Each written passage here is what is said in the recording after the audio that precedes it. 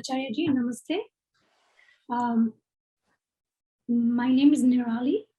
I am from US and I'm 38 years old. I work with a tech startup company here. I'm shaking a little bit right now. And I have two questions which I'll like to ask you. One is from the reading from day before yesterday. It says that aloneness is not being free of others and living without others. Aloneness is to live without oneself. Aloneness is to get rid of tendency to cling to the world and to oneself. Now, if you can kind of go in a deeper level for me, I would like to understand that. And especially to get rid of oneself. I like to understand in more deeper level where I can practice that in my life more and become better.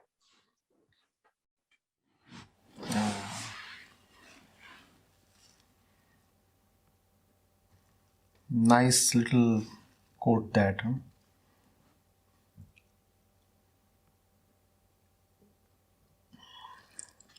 Aloneness is not to be free of others. Aloneness is to be free of oneself. See, the others are just too numerous. When you say you want to be free of one particular person or thing or place or idea or whatever, there is almost certainly a recoil, and you find yourself gravitating towards something else, falling in somebody else's lap. Yeah. So that happens because the fundamental tendency to stick to the world in some form or the other remains. That's what I'm calling as oneself. Oneself is characterized by the tendency to be with a multitude. There is this one, and how do you know that one? That one is known by its tendency to be with many. There is the one, that one is within, that one is called the little self, the fake self, the false self, or the ego. That one is characterized by the tendency to keep looking towards many with hope of fulfillment, hope of love, hope of completion. And these many that are there, they are all hagglers, they are promise mongers. Like eager vendors, they want to keep selling you something. Somebody is saying, I'm selling you companionship. Somebody is saying, I'm selling you knowledge. Somebody is saying, I'm selling you this kind of pleasure. Somebody is saying happiness. They are all eager to associate with you by offering a promise. But all those that you see around yourself, some lucrative, some horrible, some that you are indifferent to, they all exist for you fundamentally because of the tendency of oneself to keep thinking of itself as unfulfilled and hence seek association and companionship in the world. So it is largely futile to try to drop others, because others are really not the fundamental problem. Even as we talk of the importance of Sangate, right company, the worst company is one's own. All the other bad things that enter your life, they enter first of all because you listen to that part, that center of yourself you should have never listened to in the first place. So the primary culprit is never the others. The primary culprit is sitting within and masquerading as me, the self, the I. Getting it? So it is this primary one that this quote is pointing at. And declaring culpable. The others might be at fault, but their fault is secondary. The others might not be good for you, but their effect is secondary. The worst one is not outside of you, the worst one is inside of you, and it is this worst one that is inviting all the bad things to itself, and that is to you. Because it is sitting within, and in its foolishness it conspires against itself, though it wants its own welfare. Granted, it says, I am doing things for my well-being. But it's so foolish that even as it tries to be good to itself, it invites all kinds of nonsense, even calamities. In its self-professed smartness, cleverness, knowledgeability, it keeps doing all kinds of stupid things. One is not to associate with this one sitting within. As long as this one is sitting within, it will be, as we said, futile to keep disposing of or getting rid of the things outside of you, because one bad influence will be followed by the other. Right. Bad will be supplanted by something worse. One bad relationship will yield to a worse one.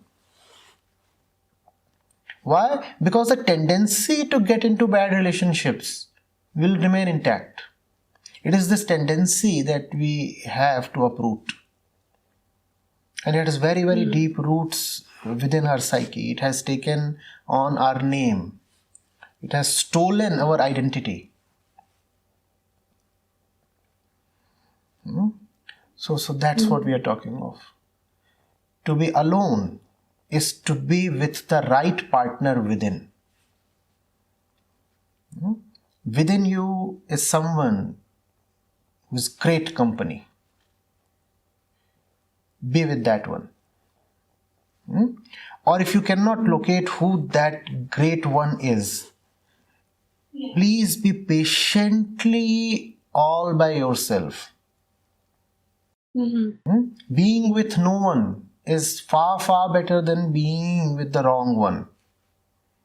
And in being with no one, you will realize that no one might actually be just enough for you.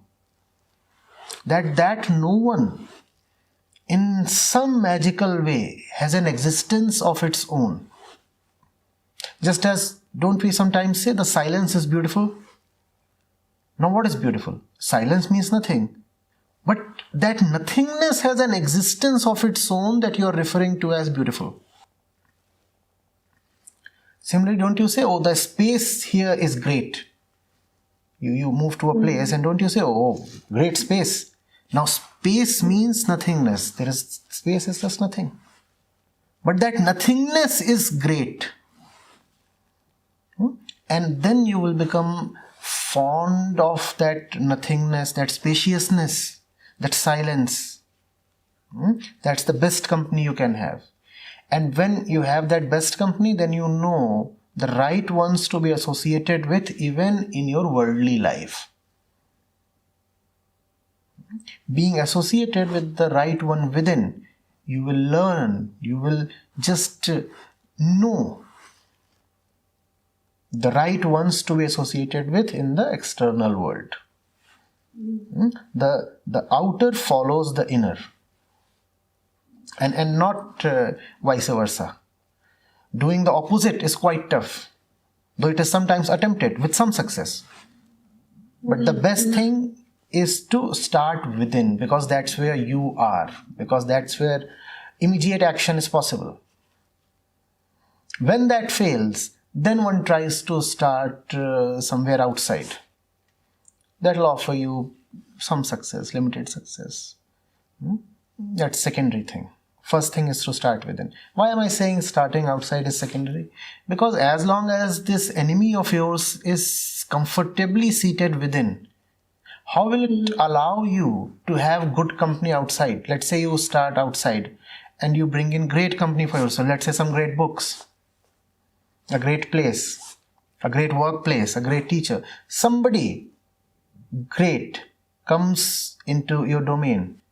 Will that somebody be allowed to stay by this enemy within? This enemy within will ensure that the great one that has entered your life freshly leaves sooner than later, and you'll be back to square one. So it's important to have internal work, and change in external situations will definitely follow.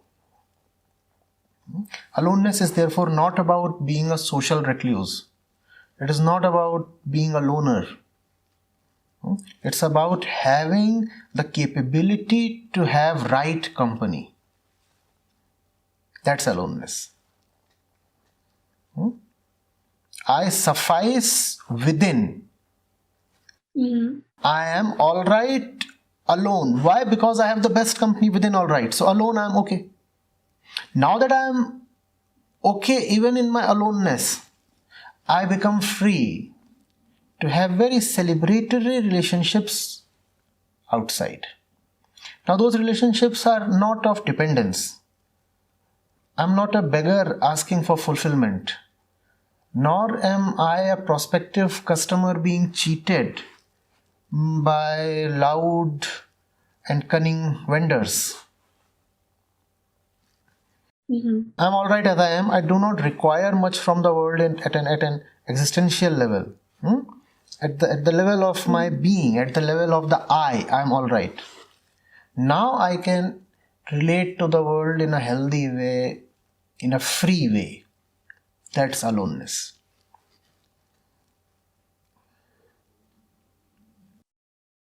Okay. Now, some of the things that I have experienced when I try to be social with people, and they find that I am fine by myself alone, they look at me in a pity way and they start advising that I should do this, I should do that, in a almost like in a way that they are feeling bad for me. Yeah, they are patronizing you, condescending. Yeah. Right. So, and at that time, I do become weak emotionally. Anything that you can tell me that could help me? It's all right. They do what they are currently capable of. They are acting as per their station in life. The problem is not about what they are doing. The issue lies within. Somebody comes to you in a high-handed way, in a condescending way, and you yield to his display of pity. And by yielding to that display, you are affirming that his pity was not misplaced.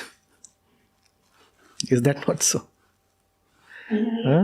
So somebody comes and expresses pity or dismay at your state. It's fine. Let him do that.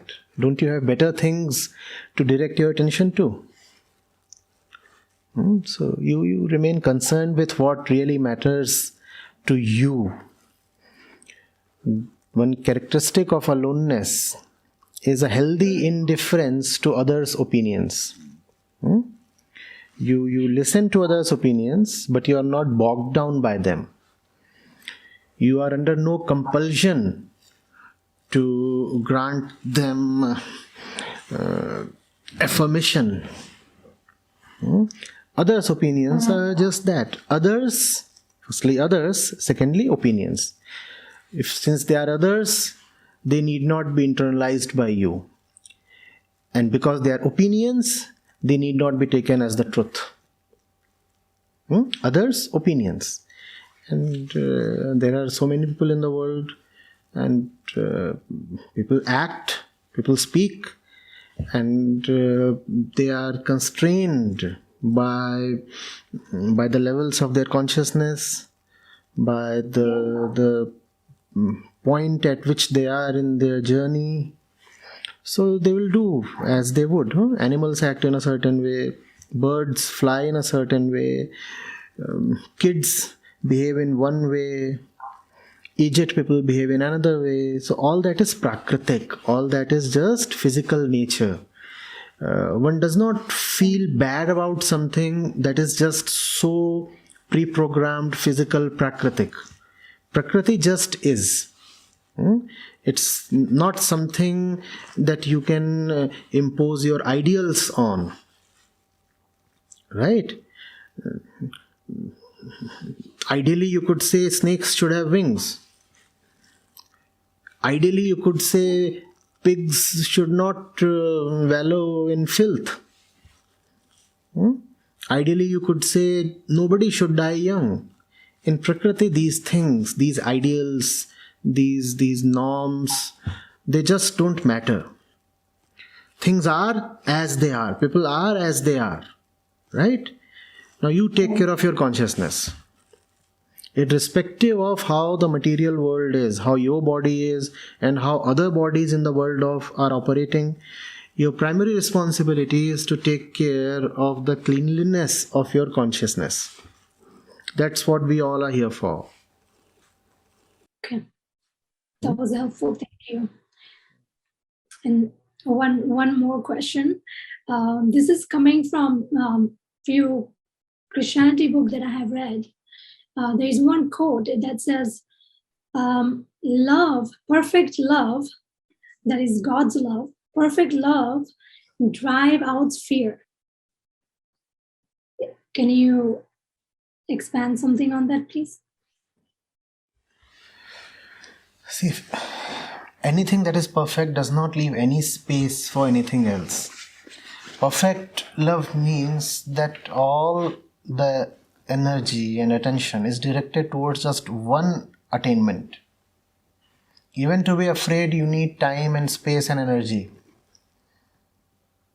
When you are asleep, are you afraid? Because there is nothing available to fear. The consciousness that could have accommodated fear and experienced it is now in another state, busy elsewhere. Therefore, you are not afraid. And even at this moment, you can experience fear if you start thinking of things that are a scare to you, threat to you. Right? So fear demands space in your mind. Fear demands that you be available to it. But when you are committed to something colossal, something extremely important, then you devote all of yourself to that particular thing. In a perfect sense, that's called love. Devoting yourself completely to something that's worth it.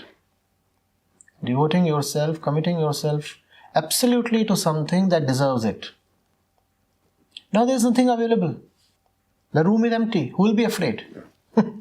There were 10 of you in the room.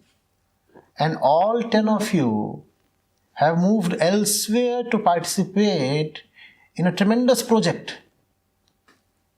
All the 10 have moved out of the room to participate in something very important. Now fear comes and knocks. Fear is now knocking on the door. Who will answer the knock? Who is there to open the door? There is nobody. Since there is nobody, nobody would be afraid. So you have to be extremely occupied. You have to be extremely occupied. Love is the greatest occupation you can have. We all love to be busy. But we are busy with all the wrong things. Love is what we need to be busy with. Love is our purpose and our vocation in life. What are you doing? I'm loving. I'm loving. And if you're not loving, you would be indulging in all kinds of wrong things. When I'm saying I'm loving, what do I mean? I'm not using the word love in the usual way. When I'm saying love, love is your commitment towards something that absolutely deserves it. Not your personal happiness or some shallow pleasure. Love is your commitment to something that is the highest you can know of, think of. And what is the highest you can know of? That's your liberation. Because you are in bondage. You can call it fulfillment. You can call it the end of your journey. You can call it your maximum desire. The ultimate you can conceive of. That's what you must be attracted to, committed to. That's called love. And when you give it everything that you have, you're left with nothing to be scared of.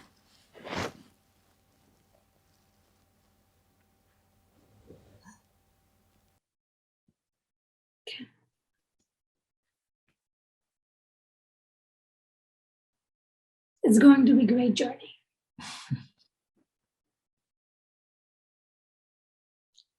Thank you, Acharya ji. I had lots of ups and downs in my life. And I have been living alone from almost 10 years now.